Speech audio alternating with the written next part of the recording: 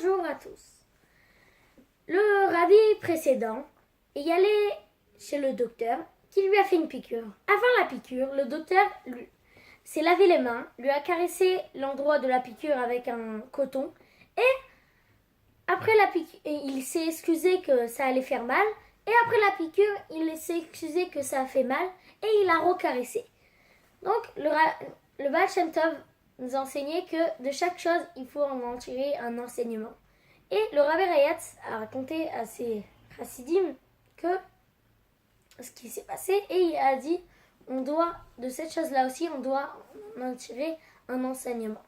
Donc, quand on doit se laver les mains avant de réprimander un autre juif, il faut regarder, il faut rechercher est-ce qu'on a la même faute et il faut arranger ça dans nous-mêmes. Après, il faut aller chez ce juif-là, il faut lui dire un mot gentil, il faut lui dire que ça va faire mal, mais il est obligé de faire ça, le réprimander, après lui redire qu'il est désolé que ça a fait mal et lui redire un petit mot gentil.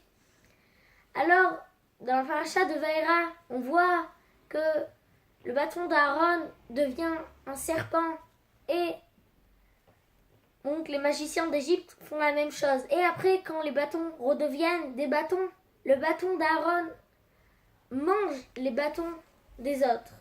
Donc il faut en tirer 3 choses de ça. Premièrement, c'est le bâton de Aaron. Deuxièmement, c'est que quand il les a avalés, c'était pas quand il était un serpent, c'était quand il était un bâton et il avalait les bâtons. Et troisièmement, c'est qu'après, il n'a pas grossi. Il est resté comme il était avant.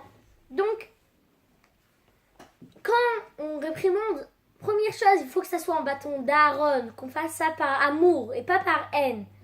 Deuxièmement, il faut qu'on fasse pas ça avec des mots durs, comme un serpent. Mais il faut être un bâton.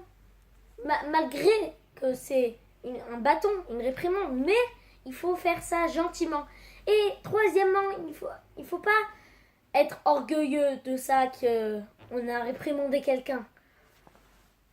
Et il faut être un bâton d'Aaron. Et par la Bat Israël, on va ramener la venue de Mashiach. Now, une excellente journée.